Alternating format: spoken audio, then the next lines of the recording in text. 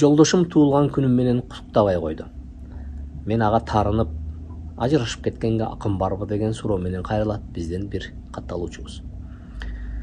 Мен айтат элем, эгерде сиз жашоодогу кайсы бир маселенин маанилүүлүгүнө жараша, анын приоритеттүүлүгүнө жараша баалап өз ордуна кое албасаңыз, сиздин жашооңузду өтө чоң кайгылар жана өтө чоң бир бактысыз күндөр күтөт.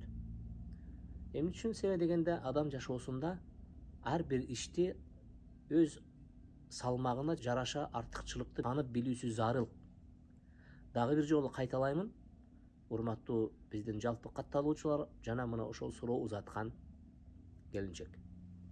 Эгерде биз жашообуздагы маселелерди туура салмактап, аларга салмагына жараша артыкчылыктарды жана орундарды коюуну билбесек, менин жашоомдо дайыма уруш, талаш, кайгы жана келишпестиктер мени курчап жүрө берет.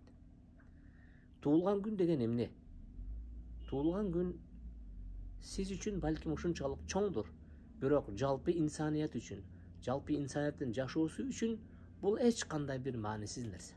Мен өзүм туулган күнүм дегенди унутуп калам. Мага келип эскертишет.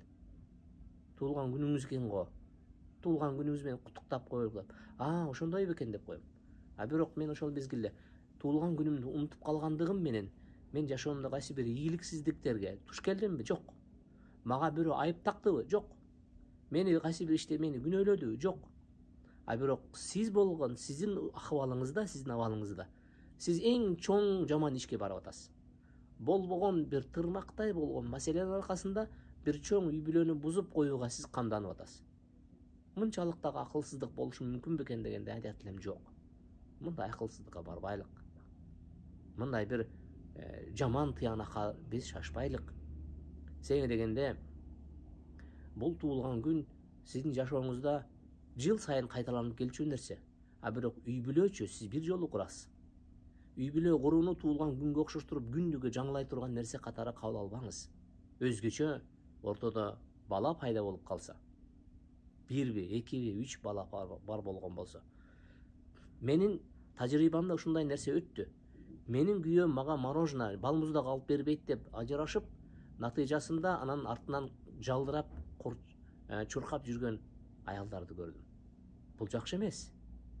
Себеби дегенде, биз көңүл бурчу маселе жашоодо эң маанилүү нерселерди гана эске алып, маанисиз нерселерди өз деңгээлинде гана өз ордуна койсок, жашоо бир канча кооз жана жөнөкөй болот.